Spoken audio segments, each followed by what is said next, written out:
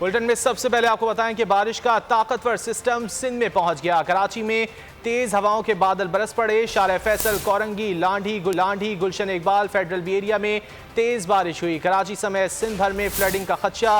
माहीगीरों को 3 अक्टूबर तक समंदर में न जाने की हिदायत कर दी गई। आवाम से भी एहतियात की अपील। कमिश्नर कराची ने समंदर में नहाने पर 5 अक्टूबर तक पाबंदी लगा दी है। कराची के मुख्तलिफ इलाकों में बारिश का सिलसिला रात भर वक्फे से जारी रहा। कोरंगी, शार फैसल, मलिर, लियाकताबाद, गुलशन इकबाल, गुलिस्तान जौहर, फेडरल बी एरिया समेत कई इलाकों में तेज बारिश हुई।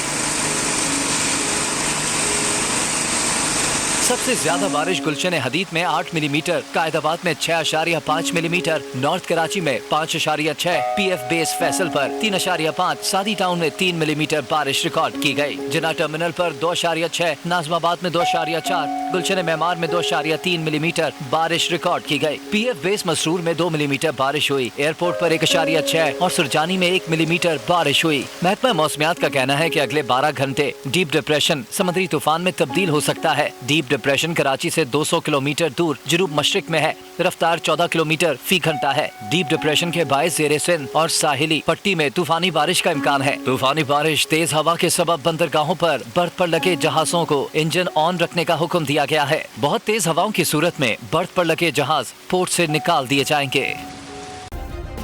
सब्सक्राइब करें और बेल दबाएं ताकि कोई खबर रह न जाए।